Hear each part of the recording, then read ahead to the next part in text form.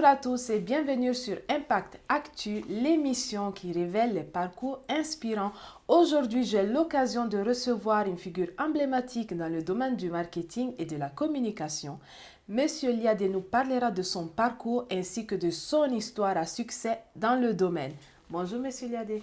Bonjour Christelle. Comment allez-vous? Très bien vous-même. Ça va, ça va. On va déjà commencer par vous. Est-ce que vous pouvez rapidement vous présenter pour nos invités, pour nos internautes? Alors je suis Liadé Boisbré, j'ai 38 ans. Je suis expert en communication, marketing et médias. Alors j'ai eu un parcours normal comme tous les enfants de la Côte d'Ivoire, hein. Après mon baccalauréat, je me suis orienté d'abord à l'université publique où je m'étais inscrit en faculté d'anglais et en droit.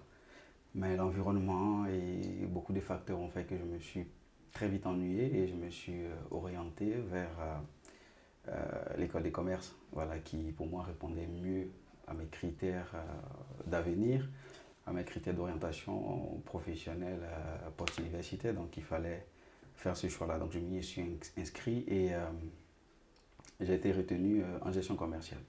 Donc en gestion commerciale, j'ai fait 2 ans, j'ai eu mon BTS.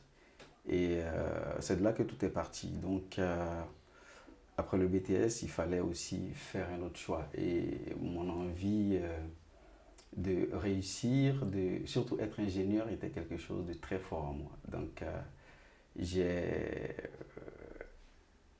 accumulé, j'allais dire, j'ai dû commencer à travailler assez tôt pour pouvoir payer mes études d'ingénieur parce que justement, je suis issu d'une famille qui n'était pas très nantie.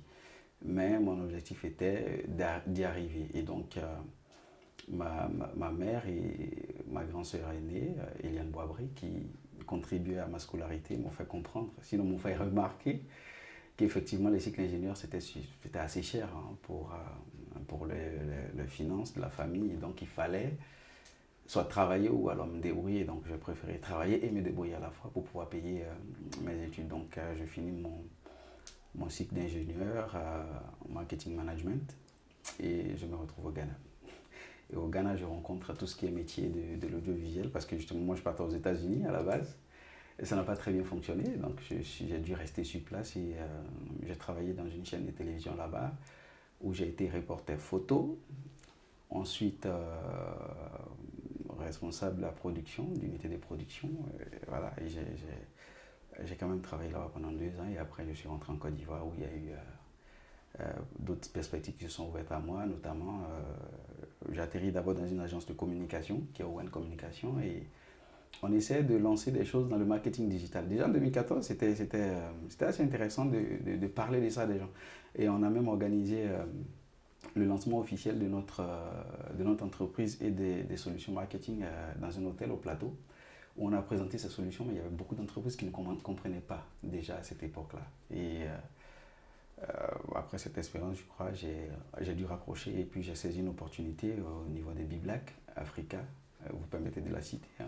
Pas de souci, Voilà, on et va. ça a été là le déclic qui a impacté la suite de ma carrière. Voilà un peu ce que je pourrais dire sur ce petit parcours résumé. Après, on parlera de la suite après Biblac, après d'autres aventures que j'ai eues professionnelles. Mais c'est déjà le point de départ de plusieurs choses, hein, mon expérience au Biblac. Oui. Et du coup, de votre expérience chez Biblac, c'était plutôt au pays ou c'était en France? Alors, j'ai fait une bonne partie de mes études en Côte d'Ivoire. Et une partie également de ma carrière professionnelle en Côte d'Ivoire. Effectivement, Biblac intervient là. Mais avant de rentrer à Biblac, j'ai atterri dans une agence de communication, dans une agence de marketing, pardon, marketing opérationnel. Donc, qui me permet également de comprendre comment on travaille sur des marques. Donc, j'ai piloté 2 projets assez intéressants, à la fois pour l'agence marketing et en même temps pour la chaîne Biblac. Donc, ça m'a permis également de consolider mon expérience en matière de production audiovisuelle, de coordination de production, mais en même temps de comprendre un peu les mécanismes de fonctionnement des marques, en fait, ce qu'elles demandent, ce qu'elles proposent, les attentes de communication, de marketing, publicitaire, tout derrière. Et ça a créé un déclic en moi qui a fait que je me suis intéressé à la production de contenu audiovisuel. D'abord, mais orienté vers les entreprises. Mais avec le temps, j'ai compris que la production de contenu de façon générale sur les réseaux, sur le digital était quelque chose d'assez significatif dans la mesure où au contact des projets qu'on a eu à développer pour deux grosses multinationales que je ne vais pas citer, il y a eu beaucoup de débriefs, beaucoup de critiques, beaucoup de montages qu'on a repris, beaucoup de choses qu'on a coupées, qu'on a améliorées pour la suite, n'est-ce pas, du projet. Les deux projets ont duré une année chacun, c'était des projets successifs. Donc, ça m'a permis de comprendre les exigences en termes de retour, des rendus et tout ça. Et je me suis dit, au-delà de la vidéo, il y a beaucoup de choses qui pouvaient intervenir. Mais en temps, j'avais déjà mon background de journaliste que je n'avais pas mentionné, qui me permettait justement de rédiger, de comprendre, d'analyser et de proposer des choses assez spéciales. Donc ça m'a permis d'envisager la suite de ma carrière, mais sous d'autres perspectives. Voilà. Et du coup, vous avez aussi un master en journalisme. Ce master en journalisme, vous l'avez obtenu sur le sol français ou c'était toujours en Côte d'Ivoire? Alors, une partie d'abord, je rencontre le journalisme par le biais de mon parrain qui est journaliste d'investigation. Donc, il m'apprend le métier comme ça et on approfondit ensemble. On travaille sur des dossiers. Un des dossiers qui m'a marqué, c'est le dossier Café Cacao qui avait à l'époque conduit à l'arrestation de certains barons de la filière. On n'avait pas piloté l'ensemble de l'investigation, mais on était chargé de travailler sur certains dossiers. Mais j'étais encore nouveau, donc je ne suis pas allé forcément au contact de beaucoup de choses. Mais dans la rédaction, dans les réunions, il y a eu beaucoup de choses qui ont été consolidées. Et donc, au-delà de ça, après, quand il y a eu la crise, il fallait comprendre ce qui s'est passé des deux côtés. Du côté du pouvoir en place de l'époque, du côté de l'opposition. Et il fallait faire des comptes rendus fidèles. Donc là, j'ai vraiment consolidé mon expérience qui a duré pendant une année. Et après ça, je me retrouve au Ghana pour faire un certificate in journalism Ghana Press Center. Voilà, où j'obtiens un certificat et après j'arrive pour une consolidation à Toulouse. Voilà.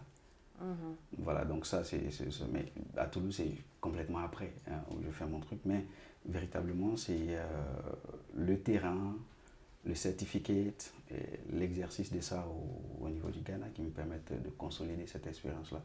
Et après, j'ai fait ça de façon simultanée avec d'autres fonctions. Donc c'était pour moi une passion. L'écriture, l'analyse de certains événements, de certains phénomènes sociaux. Et ça m'a permis véritablement de comprendre un peu la sociologie de la Côte d'Ivoire, on va dire, mais aussi de comprendre les mécanismes de fonctionnement en termes de gestion de l'information, de l'influence de l'information, de l'inflexion de certains points de décision quant à la diffusion d'un certain nombre d'informations sensibles ou pas. Voilà. Et quelles sont les fonctions que vous avez occupées parallèlement au journalisme? Les fonctions parallèlement au journalisme, alors chez Biblac, j'ai été directeur marketing Afrique, directeur commercial et marketing Afrique, donc il fallait positionner la marque, lancer vraiment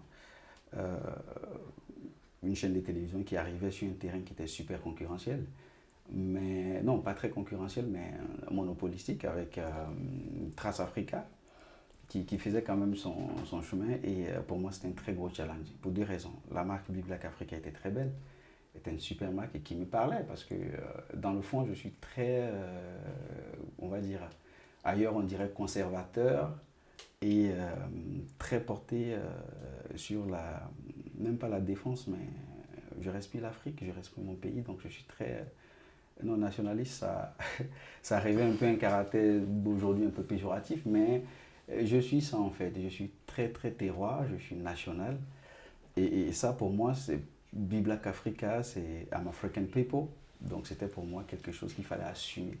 Et donc je voulais apporter la réplique en termes de contenu qu'on propose, c'est-à-dire divertir l'Afrique autrement.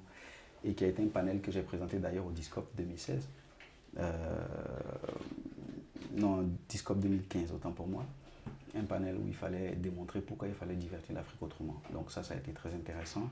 Et après ça, j'ai lancé une agence de production audiovisuelle.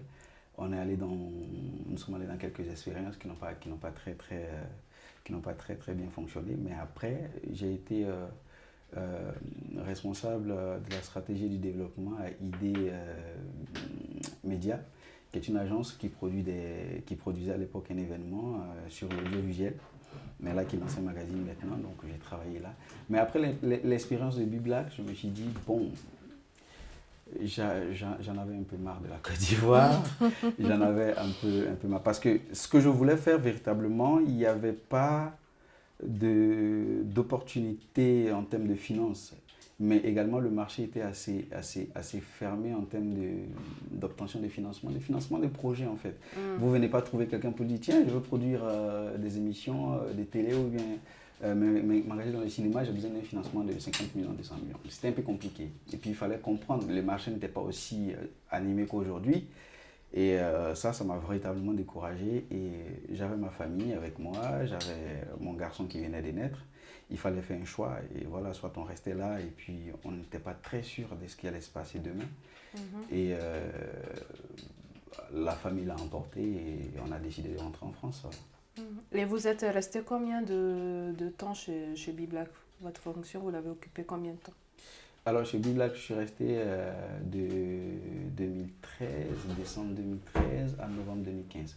Donc on va dire pratiquement 2 années où on a travaillé, on a véritablement apporté quelque chose de consécutif. Ceux qui étaient dans le domaine, ceux qui étaient sur le terrain ont senti le travail. Et je crois que j'en tire quand même un petit crédit à ce niveau-là et ça m'a motivé pour la suite en tout cas. Ouais. Et aujourd'hui, quand vous pensez à votre expérience chez Biblac, quelles sont vos satisfactions? Alors, Biblac Africa, au passage, je salue M. David Monceau qui m'a fait confiance. David, au-delà de ce que les gens peuvent penser de lui, il y a 2 choses qui le caractérisent. Il fait confiance et son carnet d'adresses n'est pas fermé. Donc c'est quelqu'un qui vous met en avant, qui vous laisse le temps de travailler et qui vous laisse prouver ce que vous êtes capable de faire.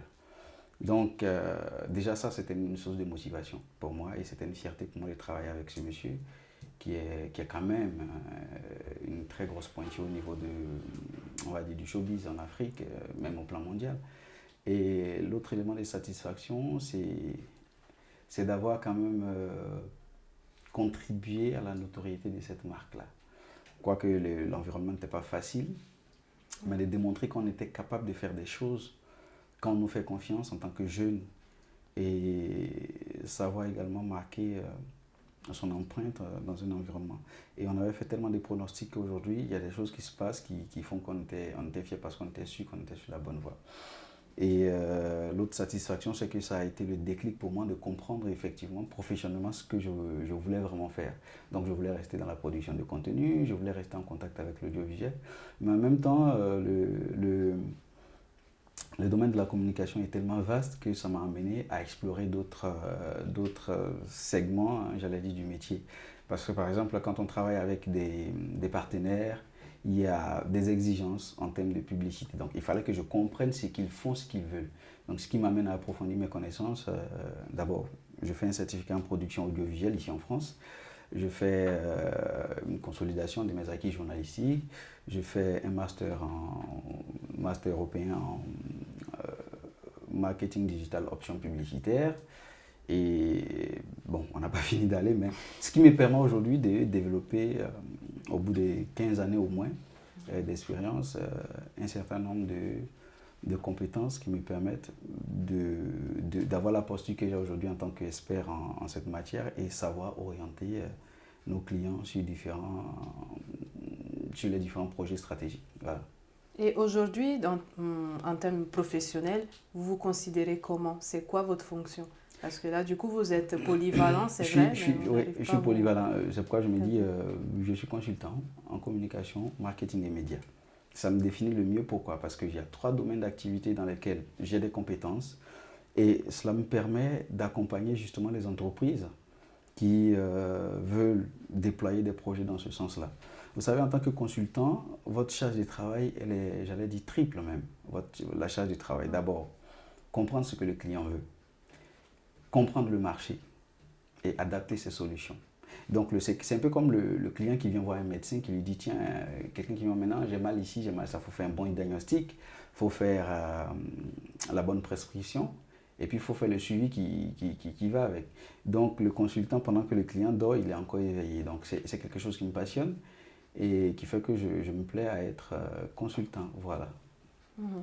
Et aujourd'hui, quand on fait des recherches sur vous, sur les réseaux, Oui. on voit que vous êtes expert en marketing et communication. Oui. Concrètement, qu'est-ce que ça veut dire? D'accord. Et comme je disais aujourd'hui, le marketing, la communication et aujourd'hui les médias, hein, on va dire digitaux si vous voulez, sont à la croisée des mêmes chemins. Ok? Impacter davantage le public, communiquer de façon efficace et rester en contact avec son marché et son public. Ok? Donc même si vous utilisez par exemple les médias digitaux, l'objectif c'est lequel? C'est de toucher le maximum de personnes. Si vous utilisez aujourd'hui le marketing, l'objectif c'est lequel? C'est de mettre en avant votre produit et toucher votre cible. Si vous mettez la communication en avant aujourd'hui, qu'est-ce que vous cherchez? C'est de communiquer au mieux vos valeurs, les qualités de votre produit. Et donc, qu'est-ce que ça veut dire? Ça veut dire que le monsieur, il a eu un bon parcours en tant qu'ingénieur en marketing management. Donc, il assume ses capacités et les connaissances qu'il a acquises dans ce domaine. Il est également communicant parce qu'il a fait de la communication. Il a un DSS en management de la communication, ensuite un diplôme d'ingénieur en marketing management. Et le monsieur, il a fait quoi? Il a fait un master européen en communication digitale. Mais en même temps, la base, ça reste le journalisme qui me permet d'avoir quand même une capacité d'analyse, d'appréciation des situations. Ce qui fait que, qu'est-ce que ça veut dire exactement? Ça veut dire que le pilotage de tout projet en communication, de tout projet en marketing, de tout projet digitaux, ou alors les trois mis ensemble, nous avons quand même la capacité et le ressort professionnel nécessaire pour déployer ces projets de bout en bout. Et c'est justement pour ça, quand on faisait l'entretien de consolidation, je disais, me dire aujourd'hui, qu'est-ce que vous faites exactement? Je ne suis pas un couteau suisse, mais je suis professionnel de la communication, du marketing et des médias. Ça veut dire que peu importe votre projet, peu importe vos objectifs, nous sommes capables de vous accompagner de bout en bout. Voilà. Et je pense que dans notre domaine, tellement ça va vite, être spécialiste d'un seul secteur dans ce vaste ensemble de la communication, c'est risqué déjà et c'est très réducteur. Donc, il faut comprendre les mécanismes. Aujourd'hui, quand vous produisez un site internet et que vous voulez faire du référencement, toutes les stratégies digitales d'optimisation de vos plateformes, de vos messages, de votre visibilité, répondent à un seul critère, à un seul besoin, celui de vous positionner en premier. Donc, dans le marketing digital, dans tout ce qui est développement de stratégie digitale, on va travailler sur tous les leviers, les mécanismes qui vous permettent d'être en meilleure posture. Donc, ce sont des techniques, ce sont des outils qu'on utilise pour optimiser votre présence, autant sur le marché physique que sur le marché digital, sur l'environnement digital. Donc, en amont, quand vous avez défini toutes ces plateformes, comment vous intégrez le message? Quand vous avez fini toutes ces stratégies, comment votre stratégie marketing physique s'aligne sur votre stratégie globale de sorte que chaque secteur, chaque segment puisse efficacement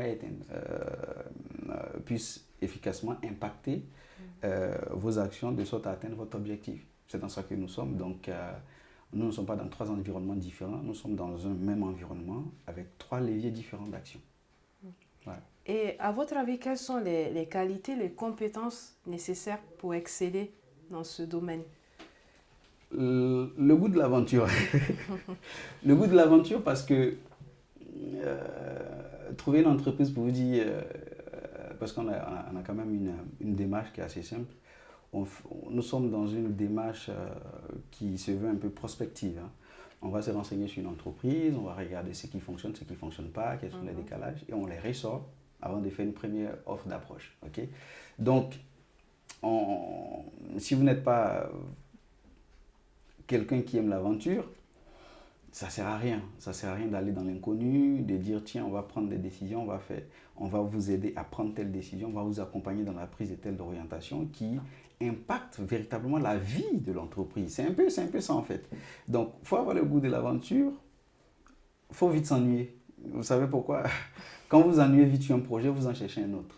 Donc, ça maintient votre dynamisme en éveil. Okay? Et il faut avoir le goût de la lecture.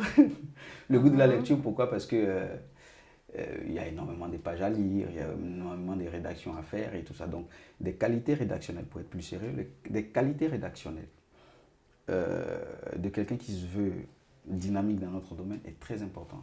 Quelqu'un qui est dans le domaine du marketing, c'est quelqu'un qui est cultivé, tant sur son domaine d'activité que sur la société en général. Justement, vous êtes sur des marchés où différents acteurs exercent. Il faut comprendre les fondements de leur positionnement, qu'est-ce qui fait leur force et tout ça. Donc, il y a des multinationales qui se déplacent. Donc, il faut comprendre l'environnement mondial déjà. Donc, il faut avoir un très bon niveau de culture, même politique, pour comprendre les politiques dans les pays, comment ça influence la vie des gens, comment les clients que vous démarchez interagissent dans l'environnement économique. Est-ce que le PIB il est bon? Est-ce que le niveau d'achat il est correct? Bon, il faut comprendre ces choses-là. Même les choses politiques, il faut comprendre quels sont les impacts, par exemple, d'une certaine action politique. Je prends l'exemple des campagnes présidentielles. En général, en Afrique, il y a de grosses conséquences après une élection. Ok?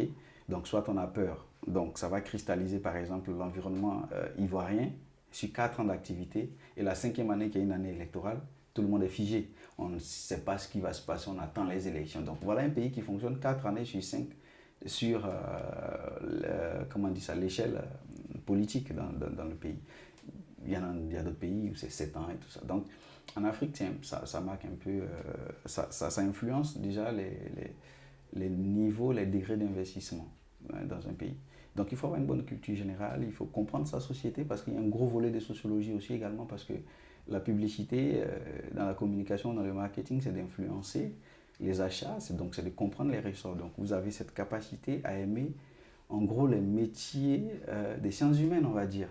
Et donc une fois que vous avez votre diplôme, ce n'est pas ça qui fait de vous quelqu'un de compétent, mais c'est que vous allez acquérir durant votre parcours en termes de connaissances personnelles, en termes de connaissances générales, à travers les lectures que vous faites, à travers les documentaires que vous allez regarder, à travers plein de choses. Mais il faut savoir les orienter justement pour consolider vos acquis. Voilà. Et ce que je ne dis pas aussi, c'est que notre agence de stratégie accompagne, met en place et accompagne des hommes politiques dans leurs projets électoraux. Voilà. Donc, je me retrouve sur le champ de la communication politique, du marketing politique et tout ça. Voilà. On n'a pas besoin de faire Sciences Po pour être bon dans ces domaines-là, mais on a besoin de côtoyer. Hein. Ça nous a permis quand même de participer à 3 élections municipales en France et une élection législative quand même si on ne l'a pas gagné, mais on a quand même permis à certains élus de garder les postes, voilà, un peu de conseillers municipaux. Donc, ce sont des aventures qui sont enrichissantes, qui nous permettent de consolider au fil des années nos compétences et nos talents. Ouais. Et est-ce que vous proposez justement des coachings à des personnes qui débutent dans ce domaine ou qui veulent se lancer dans ce domaine? Oui, nous sommes en train de travailler sur ces projets-là parce que là, je suis rentré de Côte d'Ivoire récemment, où j'étais en mission. Et des contacts que j'ai eus, des choses que j'ai observées, il y a deux constats que j'ai faits. D'abord, les gens sont réticents à s'ouvrir à vous pleinement pour la simple raison que vous n'êtes pas sur le territoire ivoirien. Donc nous avons décidé de résoudre ce problème-là. Nous sommes installés désormais à Abidjan et nous sommes en train de préparer nos équipes à devenir opérationnelles. Donc je parle de polyglotte. Et le deuxième élément, c'est que il y a cette, et c'est de bonne guerre, c'est légitime d'ailleurs, que les entreprises veuillent protéger leurs données. Parce que quand vous commencez à travailler sur des stratégies d'entreprise, vous avez accès à des données clés. Et on ne commence jamais un projet si on ne passe pas par un audit sur le segment, l'audit du segment sur lequel on veut opérer. Si c'est du marketing, il va falloir faire un audit approfondi sur les questions marketing pour constater les leviers qui sont défaillants et qui vous empêchent de travailler. Mais avant de lancer même une stratégie digitale, il faut qu'on comprenne les fondements de la stratégie et des choix stratégiques de l'entreprise sur le plan marketing, sur le plan de la communication. À ce moment-là, vous ne pouvez pas être spécialiste du digital. Okay? Donc, quand vous comprenez tous ces éléments de bout en bout, vous pouvez proposer une stratégie digitale qui respecte certes les normes standards de développement de ces stratégies, mais d'adapter également les spécificités de l'entreprise en termes d'objectifs, en termes de stratégie. Voilà. Donc, on rentre vraiment dans ces éléments-là. Donc, s'ouvrir à quelqu'un à qui on ne fait pas confiance, c'est un problème. Et donc, pour faciliter notre intégration, c'est de justement passer par ces modules de prise en main des équipes pour le faciliter et aider à leur monter en puissance sur ces métiers de digitalisation.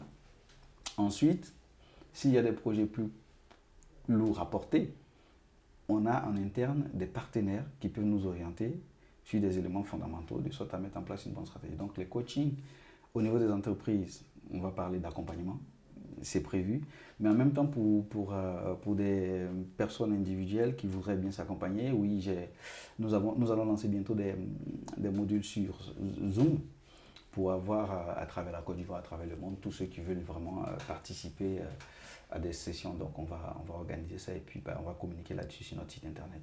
Ouais. Et concernant le retour sur expérience, est-ce que vous pouvez nous dire, par exemple, quel a été l'avis de quelques clients ou un retour sur votre accompagnement? D'accord. Alors à ce niveau, c'est... bon, je ne vais pas nommer les clients, mais on a eu... il y a ce qu'on appelle, quand vous commencez à prendre un projet en main, il y a ce qu'on appelle des vis cachés. Alors les vis cachés, qu'est-ce que c'est? C'est quelqu'un qui vient pour vous dire, ah tiens, monsieur Liadé, on a des problèmes au niveau de la communication, est-ce que vous pouvez nous aider parce qu'au niveau digital, on ne s'y connaît pas très bien. Mais je veux vraiment que vous interveniez sur l'aspect de la communication de notre entreprise. On dit parfait, mais après on fait un audit préalable pour comprendre. Donc quand on finit le diagnostic, on se rend compte que d'abord la communication ça ne va pas, mais en termes d'équipe, de ressources internes, pour piloter un projet de communication, il n'y a pas. Donc on va se retrouver sur une entreprise, sur une problématique qui à la base était de résoudre un problème de communication pour constater et mettre en place une équipe opérationnelle pour porter ce projet. Mais quand vous voulez communiquer, vous communiquez sur quel produit en fait. Donc on se rend compte également qu'en termes de produits, en termes de portefeuille produits ou de services, il y a quelque chose qui n'est pas aligné sur la stratégie de communication. Du coup, on va toucher au marketing, on est obligé. Donc, quand vous nous dites de venir intervenir sur la communication, vous ne trouverez jamais quelqu'un chez Polyglotte qui va venir dire, tiens, vous m'avez demandé la com, on fait la com ensemble. Non, on fait un audit ensemble, on vous présente les différents diagnostics, on vous fait les rapports d'audit, vous constatez vous-même. Vous pouvez le confronter à l'avis d'autres experts qui vous diront, effectivement, il faudrait que ça soit aligné. Parce qu'à la base, c'est ça, d'aligner une stratégie de communication qui prenne en compte les objectifs stratégiques de l'entreprise, les objectifs commerciaux. Donc, si vous vendez, par exemple, vous voulez beaucoup de clients pour un produit X et que ce produit X, vous ne l'avez pas suffisamment en stock, il va falloir régler le problème de la production. Donc, il faut qu'on vous le dise. De sorte que quand on lance et que votre image prend un coup parce que vous n'avez pas suffisamment de stock, ça fait de la publicité mensongère et vous êtes passible de poursuite. En France, ça coûte entre... on va dire 1500 € pour des petites boîtes jusqu'à 300 000 € par rapport justement à différentes législations qui ont été prises à ce niveau-là. Donc il faut le dire aux clients. Si vous n'avez pas suffisamment de stocks, ça ne sert à rien de lancer. Et on se retrouve à discuter avec des personnes qui disent non, on veut ça seulement. Je dis, le marketing ou la communication ou le marketing digital va prendre en compte ces trois éléments. Donc si vous ne les mettez pas suffisamment en équilibre, si vous n'équilibrez même pas le portefeuille de produits, on aura un problème à la sortie parce que soit la communication sera efficace et les clients seront insatisfaits, la marque va prendre un coup, soit on a sous-communiqué alors qu'on devait faire davantage pour casser les lignes des concurrents qui étaient là parce qu'il y avait matière à justement aller dans une stratégie frontale. Donc nous ne sommes pas que là pour travailler sur le conseil et l'accompagnement, mais on rentre dans la réflexion avec les entreprises. Donc ça, ce sont des situations que nous avons rencontrées régulièrement avec des clients. Il y a eu toujours un vice caché qui impacte l'ensemble de la stratégie. Souvent, vous proposez de la digitalisation, vous rentrez dans une entreprise et puis bon, ça c'est un dernier constat que j'ai fait quand je suis parti. On me dit oui, on veut la digitalisation, vous finissez de faire une présentation d'1 heure tranquillement, on vous passe à toutes les questions, vous expliquez, vous démontrez, super, bon, on se lance. Et vous vous rendez compte que, mais tiens, il n'y a pas de service marketing au XXIe siècle. Qu'est-ce qui s'était passé? L'entreprise avait pris l'option, une force des ventes. Donc, il fallait pousser les ventes, il fallait les faire partir et ils avaient certainement les leviers à un moment donné de booster les ventes. Mais au bout de 3 ans, logiquement, une stratégie commence à s'affaisser. Donc, quand ça s'affaisse, la logique, ce sera quoi? Soit les ventes reculent, soit elles stagnent et vous perdez en part des marchés. Bon, si vous voulez que je lance une stratégie digitale pour vous, il va falloir équilibrer d'abord votre portefeuille, il va falloir redéfinir votre stratégie et la mettre au goût du jour, créer un département marketing ou externaliser, on le fait aussi, avant de partir sur du digital qui va vous attirer de la clientèle. C'est une logique marketing. Du coup, ce n'est pas forcément la faute des entreprises de se retrouver dans des situations parce que quand vous grandissez, il y a des éléments que vous considérez prioritaires par rapport à d'autres. Okay? Et ces éléments-là vont vous amener à vous focaliser sur des choses qui pour vous paraissent, prioritaires ou urgentes. Et après, on s'éloigne avec le temps de certaines variables qui devraient logiquement être mises à niveau. Alors, quel conseil pourrez-vous donner à ces personnes qui veulent entreprendre votre parcours? Déjà, chaque parcours est singulier, avec ses épreuves, avec ses sacrifices. Voilà, donc, qu'est-ce que je peux donner comme conseil à ceux qui veulent justement devenir peut-être consultants dans mon domaine? D'abord, moi, je crois que la norme, c'est après 10 ans d'activité qu'on peut dire qu'on veut être expert ou quelque chose comme ça. Même après 20 ans d'activité, certaines personnes ne peuvent pas l'être dans la mesure où ils préfèrent être, comment dire, opérationnels quelque part et puis ne pas s'emmerder.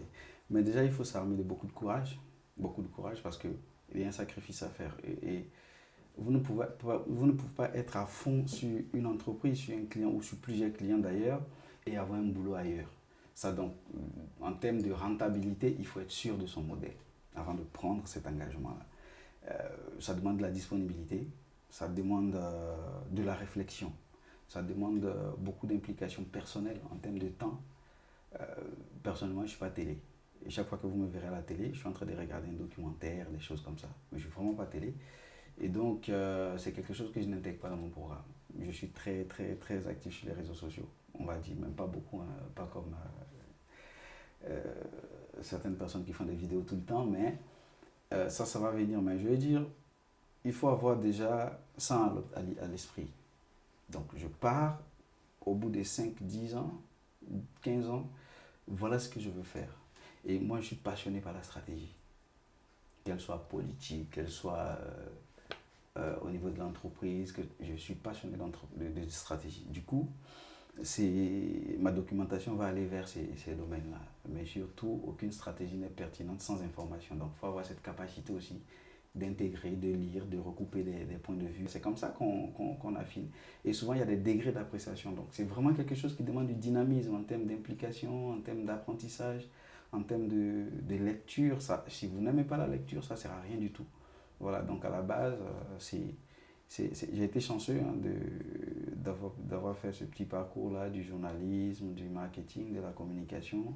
Aujourd'hui, sur tout ce qui est stratégie digitale. Donc franchement, je peux dire que je suis chanceux d'avoir eu ce parcours. Mais tout le monde peut le construire. Mais il y a de l'implication au niveau des différents niveaux, au niveau financier, au niveau de la famille. Voilà, il faut vraiment. Donc, il faut être passionné. Il faut être passionné. Il y a un philosophe qui disait « Rien de grand ne se fait sans passion ». Donc le monde même a été créé par passion. Il faut aimer ce qu'on fait pour pouvoir s'impliquer, pour pouvoir sacrifier pour. Donc le meilleur conseil, c'est passion, passion, passion, apprentissage et ouverture d'esprit. Voilà. Alors nous arrivons à la fin. D'accord. Qu'est-ce qu'on doit retenir de cette émission? De cette émission, déjà, c'est une très belle lucarne pour échanger avec vous déjà, Christelle, et puis remercier l'équipe de production et puis le promoteur Guillaume Vergès que je découvre dans un autre registre. Je le connaissais très people et là, je ne suis pas people. Voilà. Donc entrer dans des profils assez techniques comme ça, c'est vraiment, ça enrichit en fait l'offre qu'il propose en termes d'information. Et qu'est-ce qu'on peut retenir de cette émission? Ben, c'est une très belle lucane pour nous autres de partager notre expérience, d'échanger, de donner une orientation aux jeunes qui regardent, qui suivent. Donc, les amener à découvrir des choses, que c'est possible, mais à comprendre aussi que rien n'est facile. Rien n'est facile, voilà. Et donc, il faut regarder. Et je demande aussi à ces jeunes de ne pas avoir de modèles. Ça vous étonne bien, mais non, j'ai pas de modèle. Le meilleur modèle qui soit, c'est ton audace qui va t'amener à dépasser les limites que certaines personnes ont fixées. Quand on se met dans la position de modèle, on arrive à idolâtrer certaines personnes et on limite nos champs d'horizon. De sorte que quand tu veux partir au-delà, tu trouves que tu es en train de transgresser quelque chose en fait. Donc psychologiquement, on reste dans la dépendance de cette idole-là. Beaucoup de personnes ne se projettent pas dans non, je veux faire mieux que lui. Tu veux faire mieux que lui par rapport à quoi? Mais l'innovation, elle est ouverte. Il y a beaucoup de manques, de limites qui font que le champ d'innovation est vaste. Donc, votre idole doit être votre audace et votre passion à toujours aller de l'avant. Au sorti de là, vous retrouvez quelque chose que personne n'a encore fait et si d'autres personnes veulent, ils peuvent vous prendre pour idole, mais vous auriez apporté quelque chose de différent et de mieux à l'humanité. Voilà ce que je peux donner comme conseil pour terminer. Merci beaucoup, M. Liadé, d'avoir répondu à mes questions, d'avoir parlé de votre parcours. Merci. Et moi, je vous remercie et je vous retrouve la prochaine fois pour la présentation d'un nouveau parcours inspirant. Ici, c'est Christelle You. À la prochaine. Au revoir.